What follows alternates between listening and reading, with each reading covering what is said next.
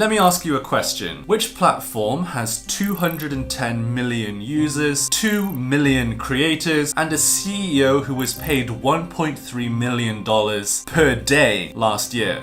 There's only one answer. It's OnlyFans.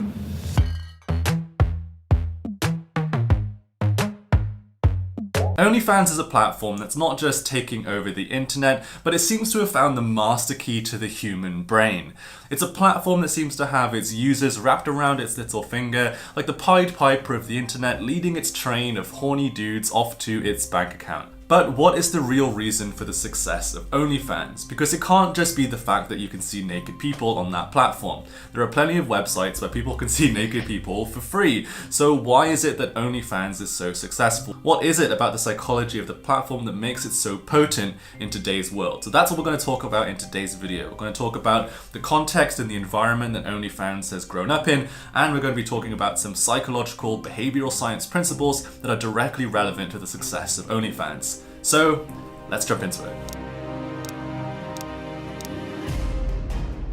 So the first thing to talk about when we talk about the success of OnlyFans is the rise of parasocial relationships. So if you don't know what that is, a parasocial relationship is when a viewer feels like they have a relationship with the creator, even though that relationship is only one-sided. After all, as a creator, like myself here on the internet, we talk a lot about ourselves, we share a lot about our lives here on the internet, and you as a viewer, if you're a loyal viewer of someone's content, then you spend a lot of time watching that person and hearing all about their lives. And as a result of that, it's almost like that creator is a friend of yours, but they're not actually your friend because, well, they don't know anything about you. And so these are one-sided parasocial relationships that exist. But the interesting thing about parasocial relationships is that even though they're not, as meaningful as true friendships, they can somewhat alleviate that feeling of loneliness because you feel like, well, you're almost like you're talking with somebody, but you're actually only just listening. And so what's interesting about this is that, well, a lot of people are feeling lonely these days. Loneliness has only increased, especially since COVID. A lot of people felt very isolated,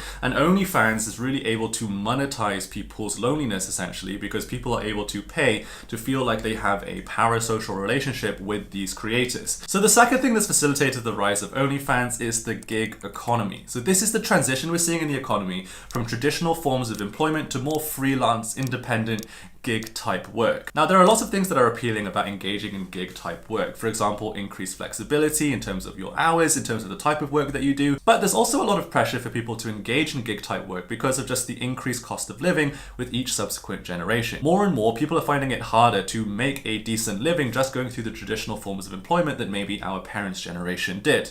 And so a lot of people are turning to gig type work in order to either supplement their main income or for it to become their main income entirely. Now, there are lots of different ways that people are engaging in the gig economy, from driving Ubers or from doing food delivery, but more and more people are turning to social media as their preferred form of gig type employment.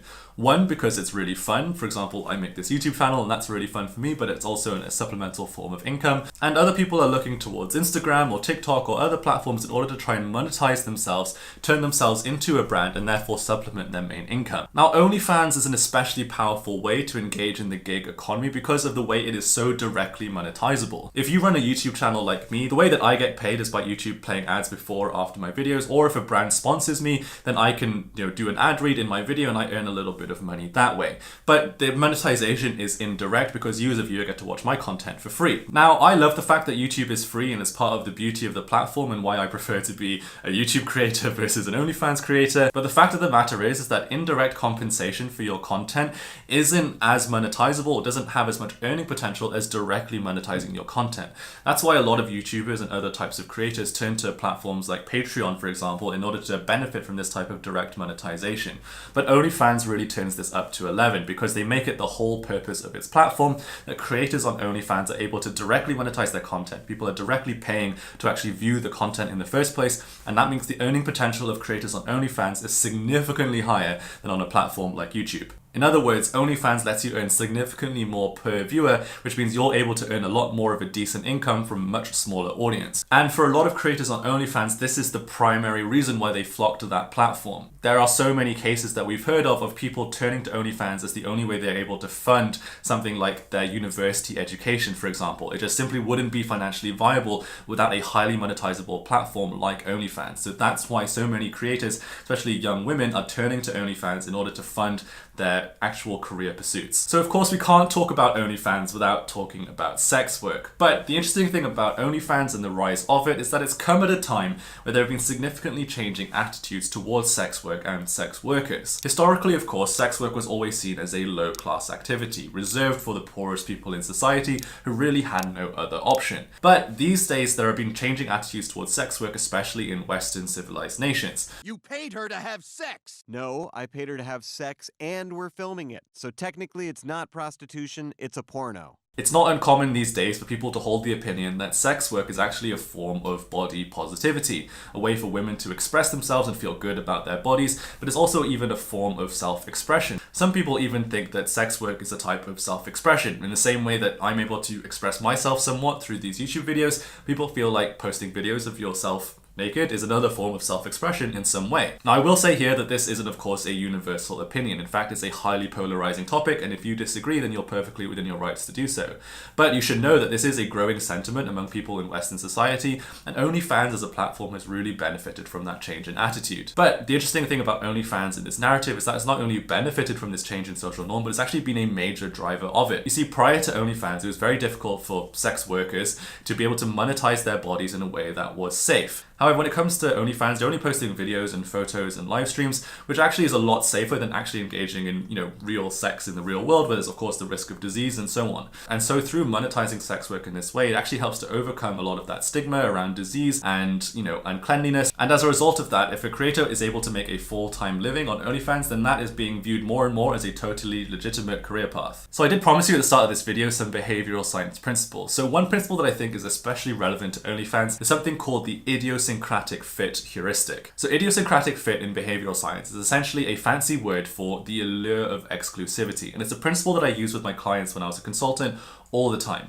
And the reason why idiosyncratic fit is so powerful is because it basically means that people will pay to have a feeling of exclusivity. And that's actually a very rewarding emotion for people to have. When it comes to OnlyFans, people are paying creators to have exclusive access to their photos and videos. And I think that's what sets OnlyFans apart from other, porn or naked photo websites. The reason why OnlyFans is so successful is really thanks to this heuristic. It's because people are paying to have this feeling of exclusivity, which is incredibly rewarding. And this isn't a new principle and certainly not unique to OnlyFans. It's the same reason why people who have access to airport lounges, for example, feel really good when they're able to access a lounge because, I have privileged access because I have this particular credit card or something, and so I can have access to this lounge, and that makes you feel really good.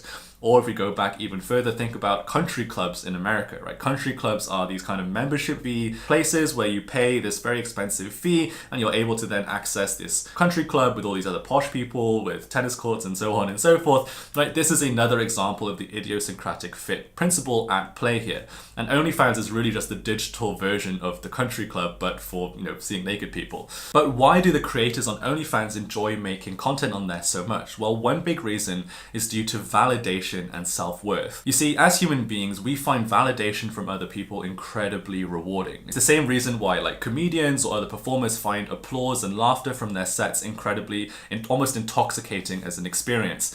And that's because when we receive this kind of social approval from other people, our brain releases an enormous amount of dopamine into our brain. If you don't know, dopamine is that reward hormone in the brain that tells us that what we just did was a good thing and that we should do it again in the future. And in many ways, OnlyFans supercharges the social media version of dopamine. Now, receiving validation on social media is certainly not a new thing. Of course, this is the whole reason for the success of Facebook.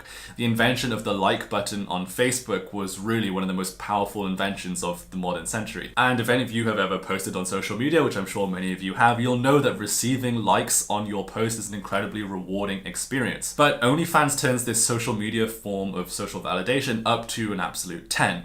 And the reason for that is because you're not just receiving likes on your content, but you're actually receiving real money, real US dollars. People are paying actual money to see your content. And I can only imagine, obviously I don't make content on OnlyFans, but I can only imagine how intoxicating a feeling that is, that you're like, wow, people are actually willing to pay real US dollars for my content. That must be an incredibly rewarding experience psychologically as well as financially.